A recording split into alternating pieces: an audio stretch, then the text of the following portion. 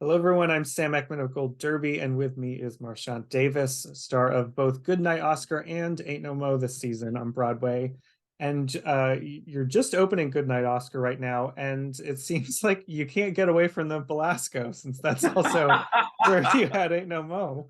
I Uh, know. it's just your home. Was it strange to head like immediately back into the same Yeah, theater but with a different play? it's a bit, at first I was like, oh no, I'm cool. I got this. This is gonna be easy. And then it was first preview where my brain went, just like it was a lot of feelings. I think at the end of sort of the run for Ain't No More, there was this we sort of somehow what it felt like. I don't know if we achieved it, but we sort of transcended something.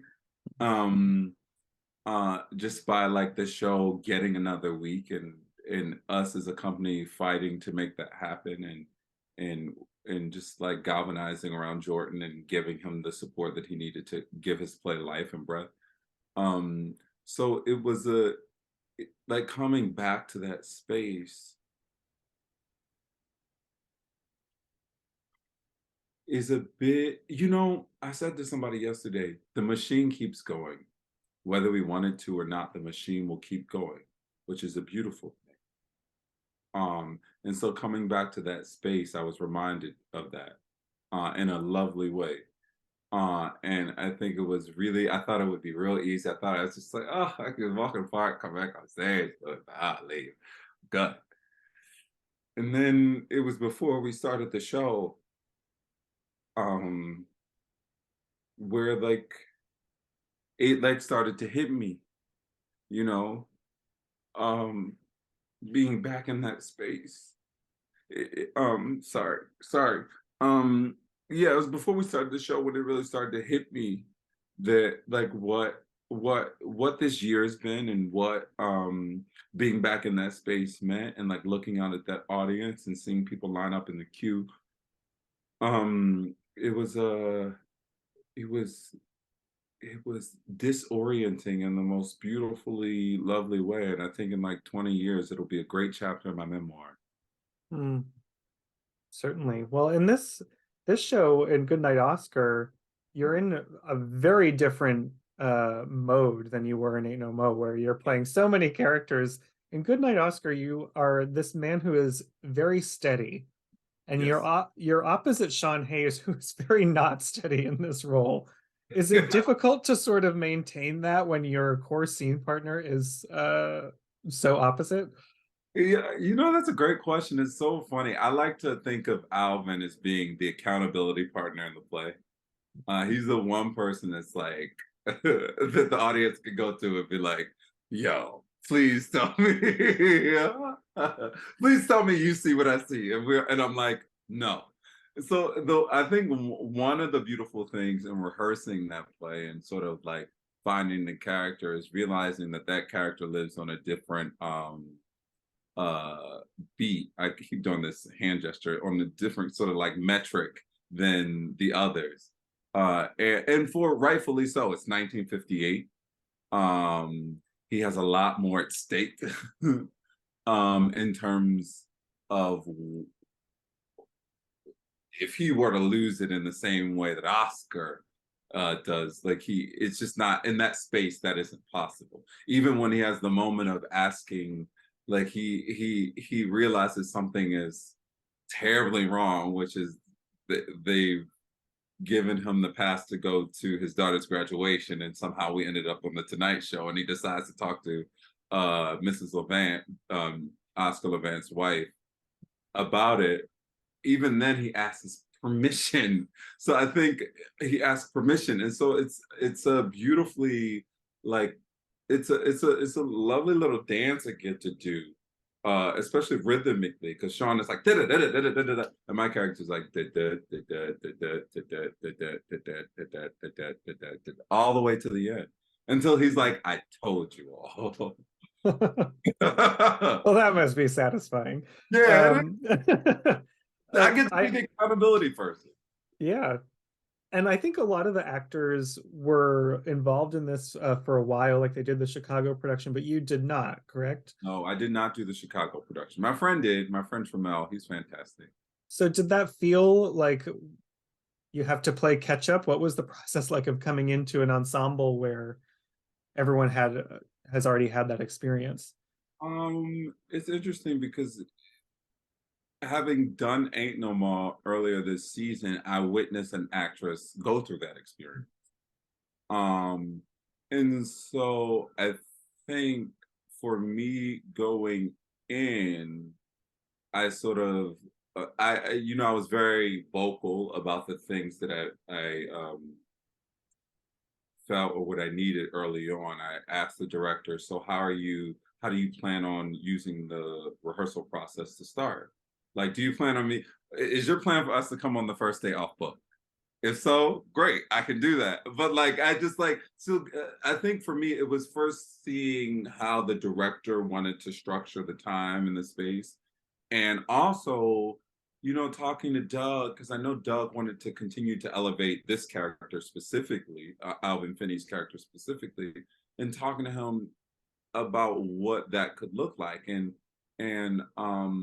so for me coming in, it was one of those things where I asked a lot of questions and then just allow for the first few days of rehearsal to be off book and just like I mean not to be off book, to be on book, to do the table work and whatnot. And then a few days in, because the rest of the cast like knows it so well, but they're still learning a lot of new things because there are new bodies in there.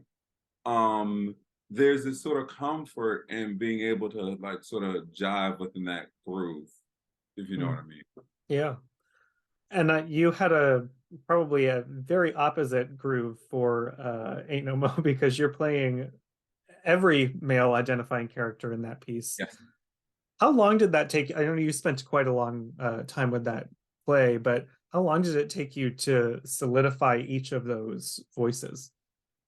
Oh, I'm still learning about I'm still learning about them every day. I was so like it's like when we went, so we did it at the public back in 2019, and it was a great run. It went really well.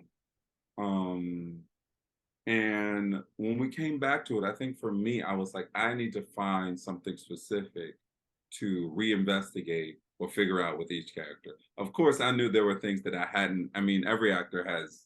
I can't speak for every actor. I can only speak for myself. But when people are doing something, I think there's always like a moment where they're like, I can do that a little better, or I could do more with that. And I think for me, I was just finding in doing Ain't No More the second time around, I was like, how can I find even more humanity within these characters? How can I bring it as quickly as possible? Like for the security, my goal with Ain't No More this time was like the security, the clerk at the end, the security guard. I was like, how can I make him as specific as possible? He says very little, but I was like, oh, you know what? He was probably smoking a cigarette in the back. He ain't getting on this flight. He pops in a piece of gum and he goes out on stage and it's like, let's get this done. Let's get this over with. I need to go to my lunch break. You know what I mean? Like and I added a piece of gum because I was like, oh, that's perfect. That's a great idea. And no one knows that but me, you know?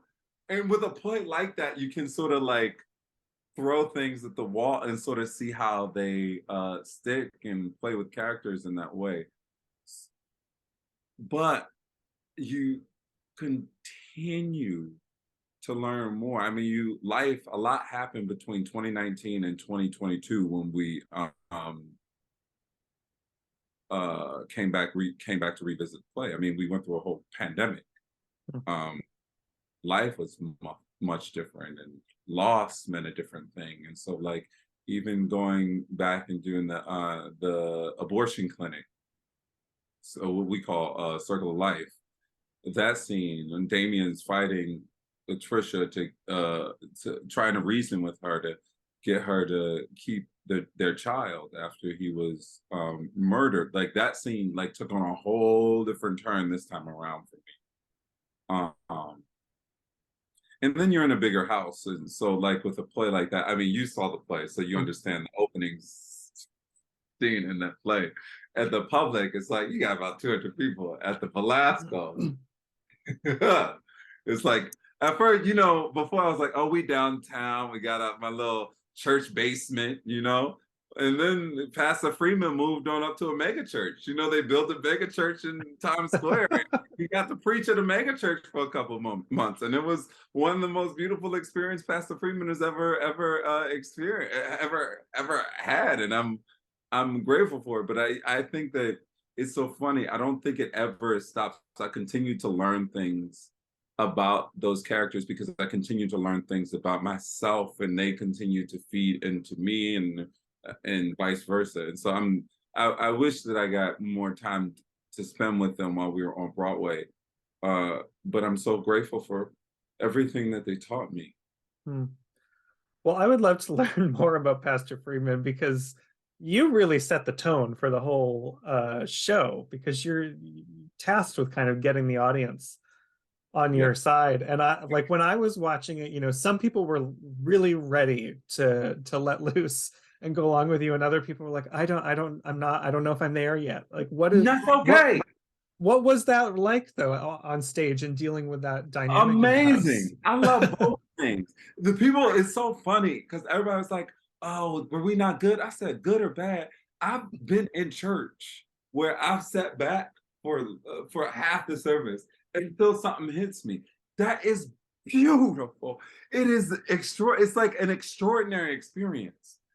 And to watch people sort of negotiate what and how they're going to live in this space, knowing that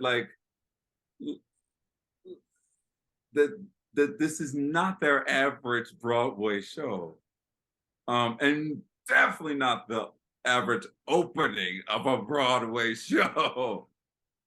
To watch people negotiate how that happens and what when they buy in, or whether they buy in or not, or whether it's safe to buy in, that's church. That is church. A beautiful thing happened one day where I watched a Black woman shoot up in the orchestra, stuff would happen, and I just start to feed off of it because that's what a pastor does, Woman shot up in the congregation, and I looked over to her, and this woman behind her decided to tap her on the shoulder. I watched it all happen. Tapped her on the shoulder and was like, I can't see. And she sat down, and I literally said, hey, get yourself back on up. Liberate yourself, sister. Don't worry, she's gonna catch up to the spirit, because in that moment, you got to take care of both people. That person has to know that this is that experience. That is what church feels like, right?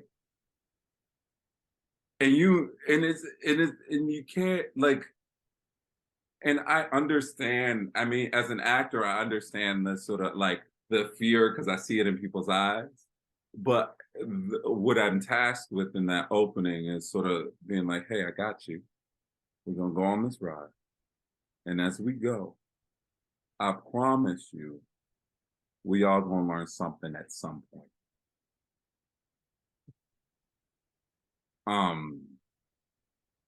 And so, yeah, it was wild. It was wild. And it's great. Because I think it's so funny. It's a hard thing to talk about because I'm careful, especially talking to people afterwards, because then they put judgments on how people responded or how they responded or how they felt. All of it is right. There's nothing wrong in that moment. It's church. I've as a kid, I grew up in the church. I grew up at Bright Hope Baptist Church in Philadelphia, Pennsylvania, under the leadership of William H. Gray III, who was the head of the National Negro College Fund and Clinton's head of finance during his administration. I grew up in the church. And what I remember from my experience in the church is half the time I didn't buy in. But then I would see other people buy in. And I would see what that did to the pastor. And that is all a part of the experience. That is what Jordan has created for the audience. And what a gift, because I don't think, I'm be honest, I don't know when y'all gonna get that again on the Broadway, in that way, where you you have to negotiate how you're even going to listen to this. You mentioned something before, which was that abortion scene in the play, which was probably one of the most powerful moments to me. And you're playing the spirit or ghost of this man who's reaching out to his love who is still alive.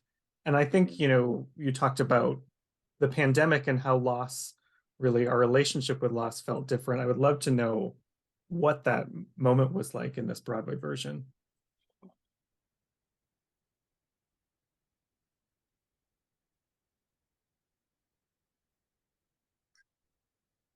Um, well, I don't know if you were aware of this at the time, but the actress playing opposite me, Fetna Jakeh, who plays Trisha, one, we went to NYU grad acting together. We were in the same class. And two, she was pregnant during the show. Wow. Like actually pregnant. So there's that. And just during the pandemic, I mean, I experienced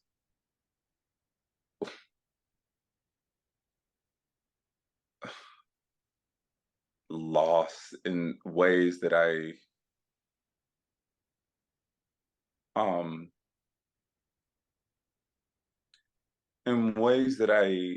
wasn't expecting, in ways that I didn't plan for, didn't hope for. I mean, you never hope to lose someone. So I think for me, this time around, the fight to make her understand how important it was, how important this life was, how important this hope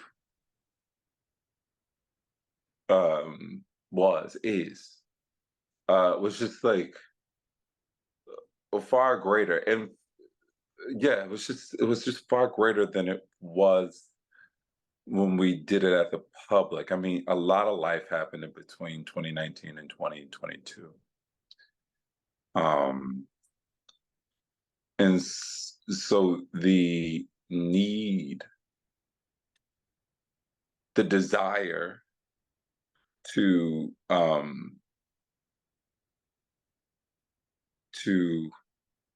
remember the hope, the possibility, the what could be, I think was very important in that scene. And not so much, I know I mentioned loss, but like,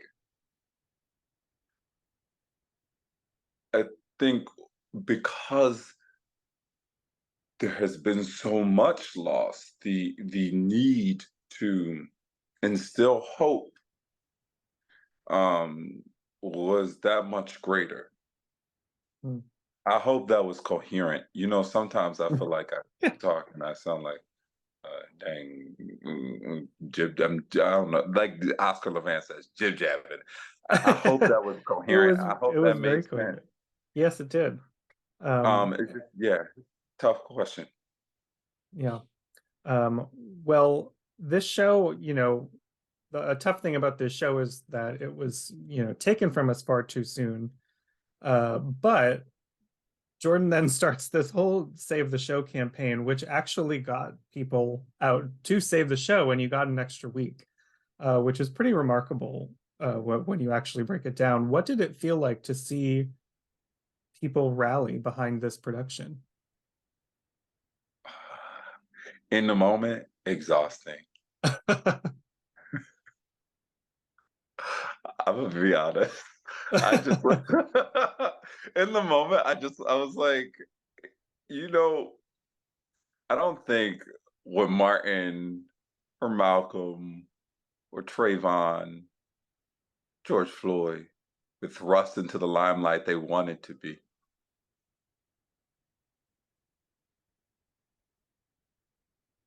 It came out of necessity. And I think and and it was just to keep, it was a very complicated moment. It was very exciting. It was invigorating to know that we were doing something and we were making that much noise, and and people were hearing it. You know, when I knew we did something right, we made it in the Federalist, and I was like, Yes. ha, ha, we did it, Joe, we did it. I was like, that's what we did it. Tired, I was tired as all know what. And I remember retweeting them, being like, hey guys, look, the Federalist is commenting on our show and how they should shut it down. I was like, we did something right. Yeah. And so it was, that's probably opposite of what other people said, but it's also honest. Like, it was great. It was exciting. It was invigorating. And it was also very exhausting, because at the end of the day, we still had to do the show. And if you've come to the show, if you got to witness, if you were privileged enough to witness Jordan's words, then you know how much it cost the actors up on that stage. And so it was one of those moments. I made a lot of friends during that moment. But it was one of those moments that I'll never forget. It's one of those moments that felt like it was never going to end, but we always had a closing date. And for some reason, it had to close. And I would have been as exhausted as I was, as tired as I was, cheering about the Federalist for 3 months, 4 months, 5 months, 6 months, a year for that play. Yeah, that's how it felt to me. Those are all the feelings and things that came up for me. A lot, I mean, that's just the surface though. I mean, truly Sure. just the surface. Well, we're appreciative that you went through the exhaustion, because it was a great play to have on Broadway, and we're very glad you're back and back at the Belasco for the second When you time in say this season. we, I'm glad, but I know there's lots of other people out there too. I don't know if everybody's glad. Somebody's probably like, oh, he stole my job. And I'm like, did I? Barely. Well, I'm thank you, joking. Marchánt. It's been a pleasure talking to you. For those of you watching, subscribe to Gold Derby. Make sure you stick with us this season and go see Goodnight Oscar on Broadway. Thank you, Marchánt. Thank you.